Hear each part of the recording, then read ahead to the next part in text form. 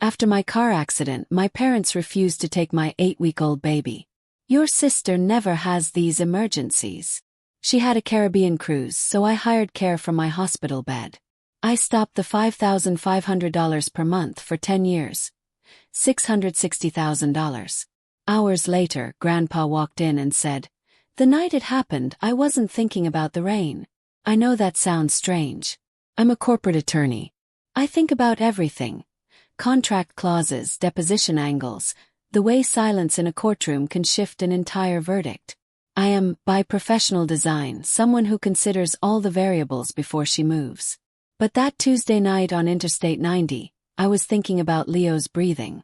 He was 8 weeks old. 8 weeks. He still smelled like that particular sweetness newborns carry, like warm bread and something sacred. And even over the hum of the engine, even with the radio on low and the windshield wipers working double time against the October downpour, I could hear him in the back seat. That soft, even, deeply satisfied breathing of a baby who has been fed and swaddled and doesn't yet know that the world has edges. I was listening to that sound, just that. And then the SUV hit the water, and the water didn't let go. Hydroplaning feels nothing like you imagine it will. There's no dramatic lurch, no movie moment awareness of impending catastrophe. 1 second you're driving. The next, the car has decided it is no longer interested in your input. The steering wheel becomes ornamental. The road becomes a suggestion. And then, I don't have another word for it, everything tilts. The sky is where the asphalt was, and the asphalt is where the sky was. Somewhere in the physics of that inversion, my left leg meets the door with a sound I will never forget as long as I live. Then silence. 3 full seconds of the most absolute silence I have ever experienced. And then Leo cried. I want you to sit with that for a moment, because that cry, that furious, indignant, "I am wet and upside down and I demand answers," cry, is the most beautiful sound I have ever heard in my entire life. I didn't fear death in those 3 seconds of silence. I've thought about this a lot in the months since, and I can tell you with complete honesty that it was not my own survival I was bargaining for in the dark. It was his. An 8-week-old boy who had not yet learned to hold his own head up, strapped into a rear-facing car seat in a flipped SUV in the rain on a highway in Chicago. And he was crying, which meant he was breathing, which meant the universe had decided to be merciful on a Tuesday. I started screaming then, for help, for anyone. The ambulance came in 6 minutes. Felt like 6 years. By the time they pried the door open and got Leo out and checked him over and told me, not asked me, told me firmly and with a particular professional gentleness of people who have delivered terrible news to strangers in the rain, that he appeared unharmed, I had already begun the mental calculation that injured attorneys do reflexively, even in crisis. The leg was bad. I could tell from the pain, from the angle, from the way the EMT's face shifted when she looked at it. Surgery, recovery, weeks, minimum. Leo needed someone. I had exactly one answer. Call my parents, I told the nurse who took my phone as they loaded me into the ambulance. The number is under Mom. They're 20 minutes from this hospital. Tell them what happened. Tell them to come get Leo. She nodded. She found the number. I called.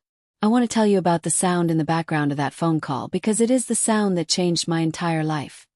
Steel drums. Not metaphorical steel drums. Not the memory of steel drums.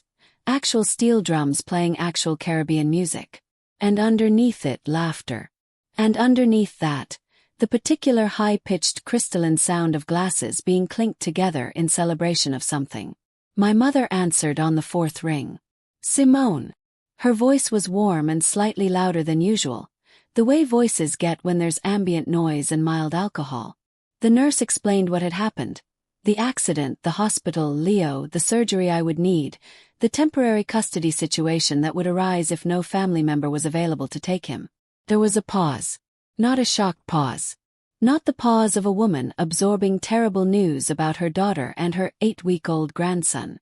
It was a different kind of pause, the kind that precedes a negotiation. Well, my mother said. Oh, we're boarding in 40 minutes. I think the nurse assumed she had misheard. I'm sorry. We're on the cruise, the Royal Caribbean. We leave at midnight. Tanisha's been planning this for months. You know how she gets when things fall through. It's her birthday trip. Really, we just tagged along because she invited us. It would really devastate her if we... Ma'am, the nurse's voice was careful. Your daughter has a shattered leg. It's your 8-week-old grandson. Can't she hire a night nurse? Those agencies exist for exactly this reason. Simone makes good money. This is manageable. She's always so dramatic about things. Tell her to call Elite Care. They have 24-hour placement. And then, as I lay in that ambulance with my leg in a temporary brace and rain still hitting the roof, and my son swaddled against a paramedic's chest, I heard my mother say 4 words that I have since turned over in my mind the way you turn a stone over to see what's underneath it. She said, "Don't be selfish, Simone. Don't be selfish." I had been sending my parents $5,500 every single month for 10 years. Let me say that again, slower, because I need you to feel the weight of it the way I felt it in that ambulance, in that particular combination of morphine and shock and the specific grief of realizing something you had been not knowing on purpose for a very long time.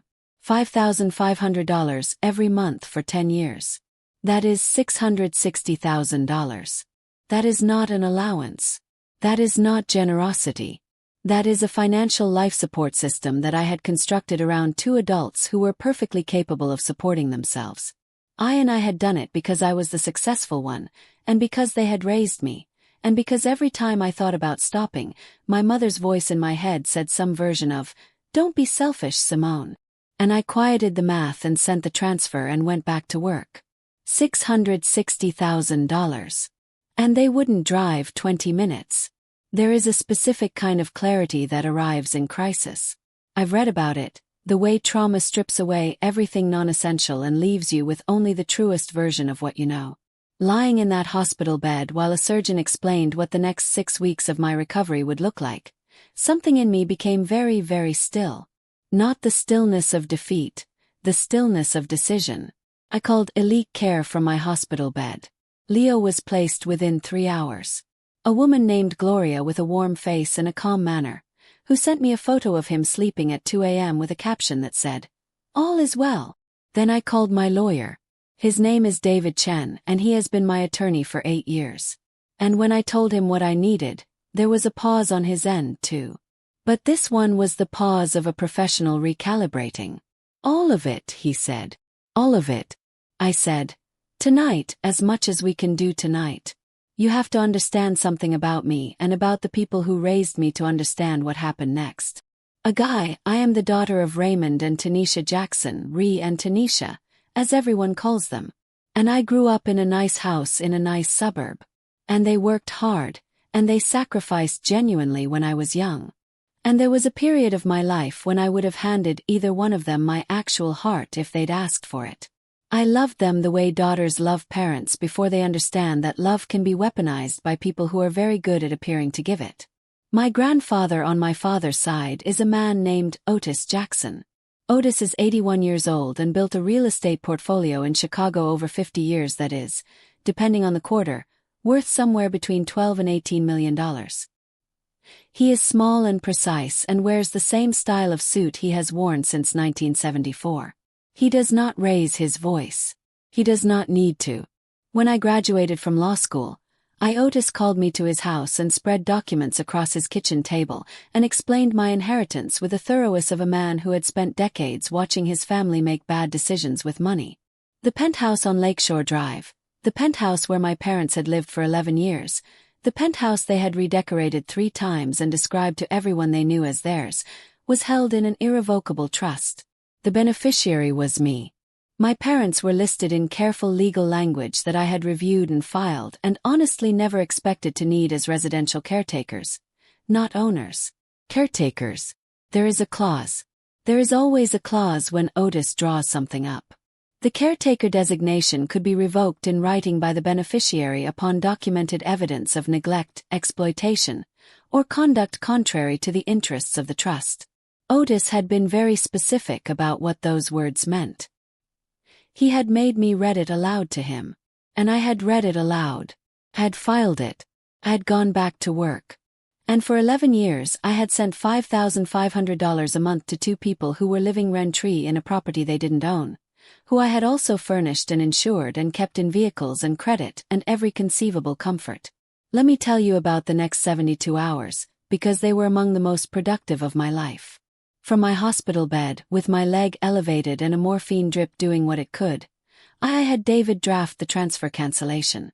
The standing order, $5,500, first of every month transferred automatically to a joint account my parents controlled, was terminated. David handled it remotely. I signed electronically. The black card, you know the card I had added my mother as an authorized user on 7 years ago because she mentioned once that it was inconvenient to have separate accounts for household expenses. Not the card she had since used for spa appointments and designer purchases and a cruise deposit, among other things. Called the bank directly. I was polite. I was a card holder with a medical emergency who needed to report a card potentially compromised. They froze it within the hour. The power of attorney. My father had held limited power of attorney over a secondary account I maintained for family expenses since 2018. Revocation is a single document. David sent it by courier. The eviction paperwork, and I want to be careful here because I know that word lands heavy, was not punitive. It was procedural. They were caretakers. The caretaker designation was being revoked. What follows revocation is legally a notice to vacate. I didn't invent this. Otis built it this way on purpose because Otis has always known things about people that the people themselves don't know he knows. 30 days, David said when everything was filed. 30 days, I agreed. Then I lay back against my hospital pillow and watched Gloria's text updates about Leo. He drank 2 ounces, she wrote with a small bottle emoji. And I felt something I hadn't felt in a very long time. Felt like myself. The Bank of Simone, I thought, is permanently closed. My parents returned from the cruise on a Thursday. I know this because my mother texted me a photo of their departure from the ship. Tanisha in a yellow sundress, sunburned and laughing. My mother in a wide-brimmed hat. Oh, my father in linen with the caption, "Beautiful trip. Call when you're feeling better." As though I had had a mild cold. As though I had not been in surgery while they were sipping drinks on a balcony somewhere near Nassau. I did not respond to the text. They discovered the credit card situation at a luxury boutique on Michigan Avenue 2 hours after they landed. My mother called me, voice already climbing toward the register I recognized from childhood as her danger octave. "Something is wrong with the card," she said. "I know," I said. "Beep. What do you mean you know?" "I mean I'm aware," I said in my attorney voice, the one that has no temperature. "There were some account changes while I was in the hospital. Simone, this is. I'm standing in a store." "I know," I said again. "I'll let you go." Hung up. They came to the penthouse expecting, I think, to find me chastened, humbled by crisis, perhaps softened by pain, definitely ready to have a teary conversation about how frightened I'd been, and how I understood they had obligations, and how the card would be unfrozen, and the transfer reinstated, and everything would return to the comfortable dynamic we had all pretended for years was normal. Instead, they found Gloria, Leo on her hip, both of them looking extremely settled, and a copy of the eviction notice courier delivered to the door, and every account they had access to displaying the same elegant message. Access suspended. My mother called my father over. My father read the notice, and according to Gloria, who told me this later with the professional neutrality of someone who has witnessed many things and knows how to describe them accurately, there was a long silence in that penthouse foyer. And then my mother sat down on the entryway bench and said, "She's having a breakdown." They decided it was a breakdown. That was easier than the alternative. I came home 10 days after the accident. My leg was in a cast, and I had crutches and pain medication and a very clear set of physical therapy instructions, and approximately 0 patients remaining for the dynamic I was returning to. I had also brought on my laptop a spreadsheet. David had helped me build it over the previous week, pulling from records and receipts and statements going back a decade. But I want to be honest with you about what I found when I walked into that penthouse. Beer bottles, 4 of them on the coffee table next to a pizza box. My father in the recliner. My recliner in my apartment, watching football. My mother in the bedroom I had set up as a guest room on the phone. And Tanisha, my sister, the birthday girl, The reason my parents had boarded a cruise while their grandson was in the care of a stranger and their daughter was in surgery, sitting at my kitchen island, eating my food, looking at her phone. And when she saw me come through the door on crutches, she said, "Oh, good. You look better. Can we talk about the card situation?" I looked at her for a long moment. Said, "Sure. Let's all talk." I connected my laptop to the television. I want to tell you about the moment the spreadsheet appeared on the screen, because it's one of the few moments in this entire story that I allow myself to feel something like satisfaction. Not cruelty, not triumph, just the very particular satisfaction of finally having the math visible. I had built it clean. No emotional language, no editorializing, just categories and amounts and a running total at the bottom that, rendered in a large font on a 65 inches television screen in a Lakeshore Drive penthouse on a Wednesday evening, had a way of communicating things that I had not been able to communicate in a decade of conversations. Penthouse expenses, utilities, maintenance, repairs, the 2021 renovation, the new kitchen appliances my mother had wanted. $240,000. Vehicles and insurance. Because I had bought my father a truck in 2017 and my mother a sedan in 2019 and maintained insurance on both for years. $120,000. Monthly lifestyle support, which is what I was calling the standing transfer, and the card usage and the various other transfers I had made over 10 years when asked. $300,450. Total. $660,450. I let them look at it for a while. My father stood up from the recliner slowly. "You owe us," he said. His voice had that particular quality that I recognized as the voice of a man who has decided that aggression is a better strategy than reflection. "You owe us for everything we did when you were young. You owe us for the sacrifices." "The debt," I said, "is settled." I let that land. "The debt is settled. You are welcome to itemize your parental contributions if you believe the accounting is inaccurate. My attorney is available, but as of this moment, the allowance is terminated. You have 30 days to vacate." My mother started to cry. Tanisha said something under her breath that I chose not to hear. My father's jaw worked in the way it does when he is deciding between several bad options. "You can't do this," he said. "This is our home." I pulled up the second document. The trust, the caretaker designation, the revocation clause. "This," I said, pointing at the screen, "is the deed. Your name is not on it. Mine is, and this," pointing lower, "is the caretaker clause. And this," pointing lower still, "is my signature on the revocation." I turned off the television. 30 days, I said, and I went to bed. I would like to tell you that they left peacefully. I would like to tell you that the spreadsheet was enough, that the evidence was sufficient, that people confronted with their own behavior in clear numerical terms will simply accept the truth and adjust accordingly. I would like to tell you this, but I have been an attorney for long enough to know that people who have been comfortable for a very long time will do extraordinary things to remain comfortable. At 2 o'clock in the morning on a Saturday, my father broke into my home office. I had a camera in there, a small one, positioned toward the door, not because I had expected this specifically, but because I am a woman who has learned in her professional life that documentation is never wasted. He didn't know about the camera.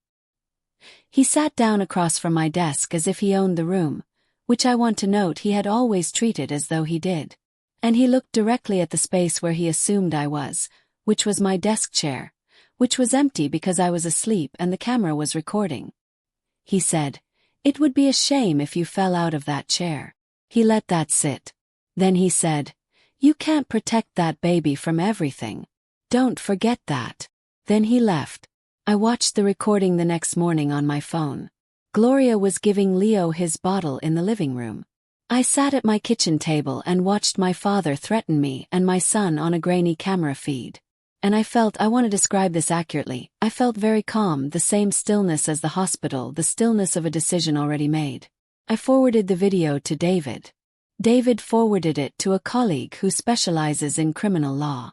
And then I waited because the best moves in chess are often not the immediate ones. The grandparents' rights gambit came 2 weeks later.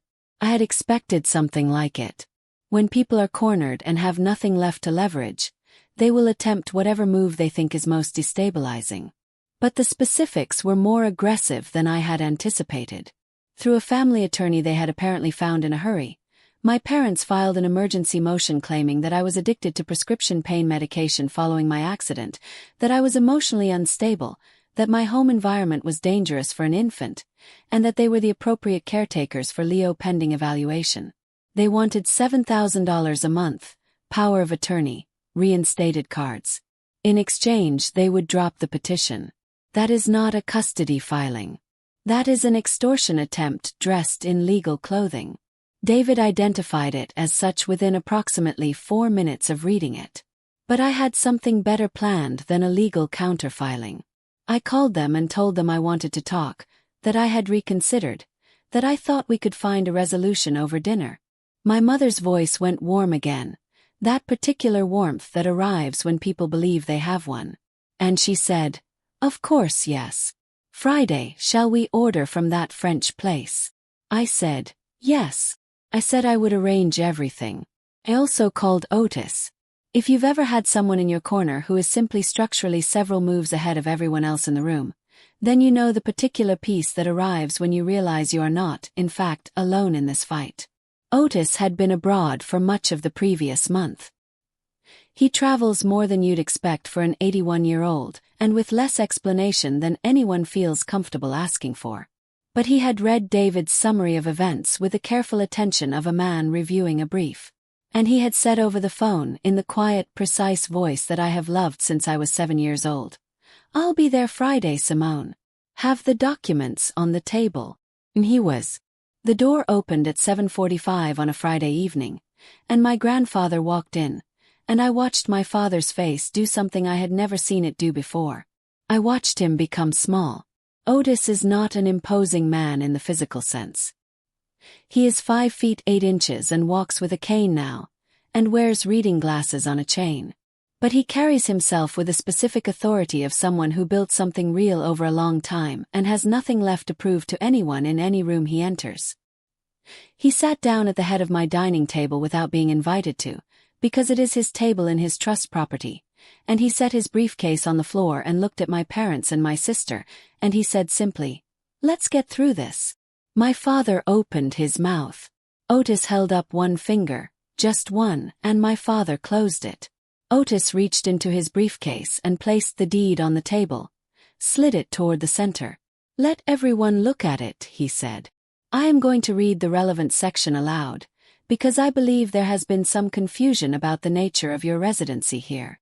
And he read it, clear and measured and complete. The beneficiary clause, the caretaker designation, the revocation conditions, neglect, exploitation, conduct contrary to the interests of the trust. My father said, "That's Simone's interpretation." Otis said, "That is the document." He tapped it once. "I wrote it. I know what it says." Then I played the hospital recording, the nurse calling my mother. The steel drums, the laughter. "Tanisha needs this trip. Don't be selfish, Simone." The room was very quiet after that. Then I played the office recording. "It would be a shame if you fell out of that chair. You can't protect that baby from everything." My sister put her hand over her mouth. My mother looked at the table. My father turned a color I don't have a name for. Otis listened to both recordings with the expression of a man confirming what he already knew. When they were done, he folded his hands on the table, and he looked at my father with something that was not anger. Anger would have been too generous, too energetic, and he said, "The caretaker designation is terminated. This property reverts to full beneficiary control as of tonight. I'll need you out in 30 days. My father stood up. His chair scraped back hard. "You can't." "I can," Otis said. "I did sit down, Raymond." He did not sit down, but he also did not say anything else, which was, for my father, the closest thing to defeat I had ever witnessed. But Otis wasn't finished because Otis is, as I have mentioned, several moves ahead. He reached into his briefcase again and produced a second document, a calculation. Because Otis had done his own accounting independent of David, and his accounting addressed something I had not even considered. The matter of the penthouse as an asset generating economic value, the matter of my parents having resided in it for 11 years without paying rent, and the matter of what market rate rent for a Lakeshore Drive penthouse would have been over that period. He placed the figure on the table. $72,000. This, Otis said to my father, is what you owe the trust for 11 years of below-market residency. You can pay it, or we can discuss it with a civil court. My father looked at the number. Then he looked at my mother. Then something happened that I had not anticipated and that I want to describe carefully because it is actually, in retrospect, the most consequential moment of the entire evening. My father turned to my mother, and the look on his face was not the look of a man under siege. It was the look of a man who has just finished calculating whether a particular ship is worth going down with. He said very quietly, "I didn't sign up for this." My mother blinked. He said, "I married you because your family had money. Your family had this apartment. I have been very patient for a very long time, Tanisha, but I did not sign up to owe $72,000 and get evicted for your daughters." My mother stood up. What followed is not something I will recount in full, because there are parts of it that belong to them and not to this story, but the essential information is this. My father left that apartment that night, not 30 days later, that night, with a bag in his truck, which he also couldn't technically afford without my support. He did not come back. They had been married for 31 years. It took one spreadsheet and one civil liability figure to surface something he had been carrying for at least a decade. I don't feel responsible for that. I want to say that clearly. I did not destroy their marriage. I removed a subsidy that had been papering over a structural failure for years. The failure was already there.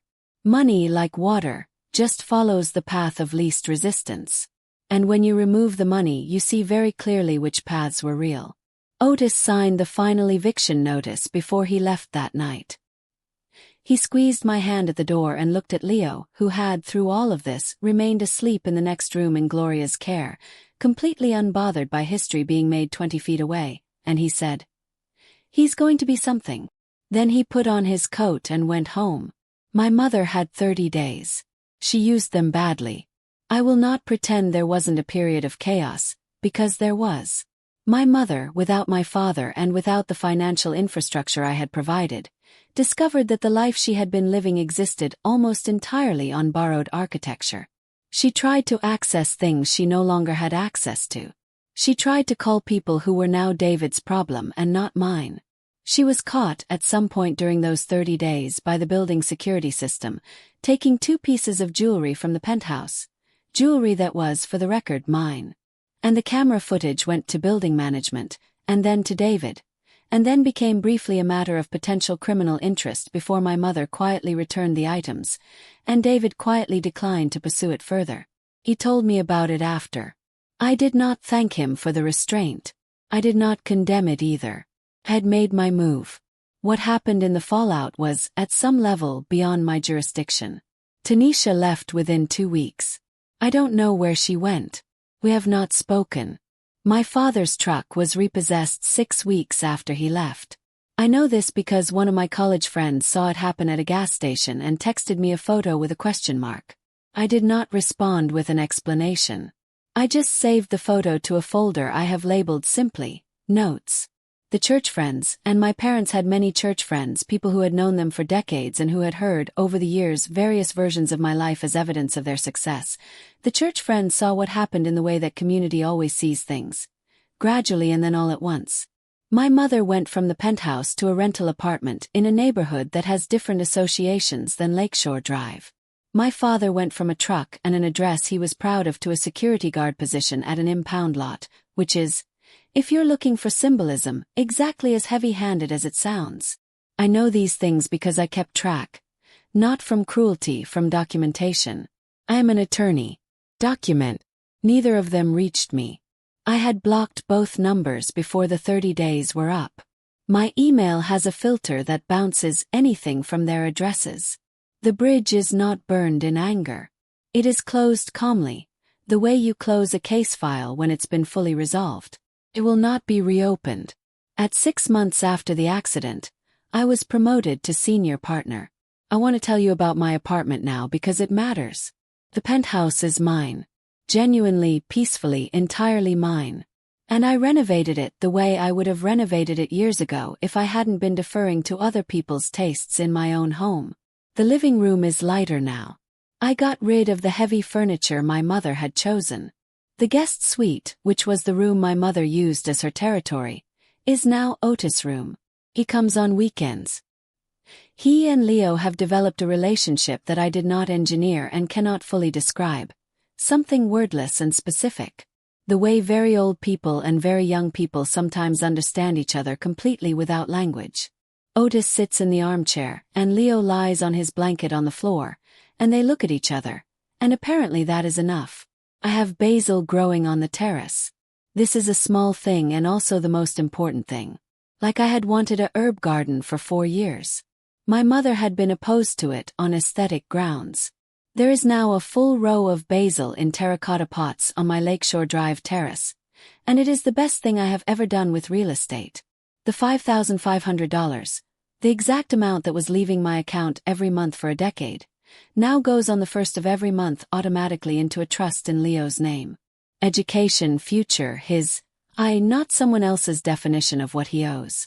If you've ever loved someone into debt, if you've ever written a check out of guilt and called it generosity, if you've ever confused being needed with being loved, then you know the particular exhaustion I was carrying in that ambulance.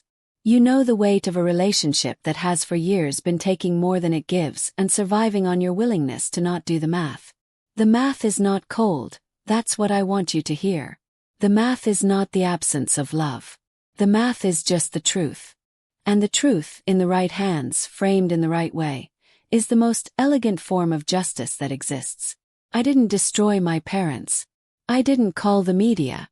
I didn't take them to court or humiliate them publicly or try to burn down what they'd built. I simply stopped building it for them. I showed them the receipts. I showed them the clause. I let the architecture of their own choices do the work. That is not revenge. I say exactly, that is clarity. Family is not a subscription service. I have thought about that phrase a lot in the months since the accident, since the rain and the silence and Leo's cry, and the steel drums in the background of a phone call that changed my life. Love that costs you everything and asks nothing in return is not love. It is a contract with invisible terms. And the terms will not become visible until the moment you need something real, light. And in that moment you will discover whether what you have been building is a relationship or a transaction. I know which one I had. I know now which one I want. Blood does not guarantee loyalty. I am the daughter of people who would not drive 20 minutes for their grandson. I am also the granddaughter of a man who flew in on a Friday to sit at my table and read a deed aloud in the voice of someone who has never once needed to raise it. Both of these things are true. They exist in the same family on the same tree. And what they tell me is that the people who choose you, who show up, who drive 20 minutes, who fly across the country, who sit with your baby while you sleep, those people are your family regardless of what the birth certificate says. And the people who don't show up are exactly who they are, regardless of what you've been calling them. I am not setting myself on fire anymore. I am growing basil on my terrace. I am watching my son learn to hold his head up. I am watching Otis watch Leo. I am, for the first time in a very long time, warm. If you enjoyed this story, you know what to do.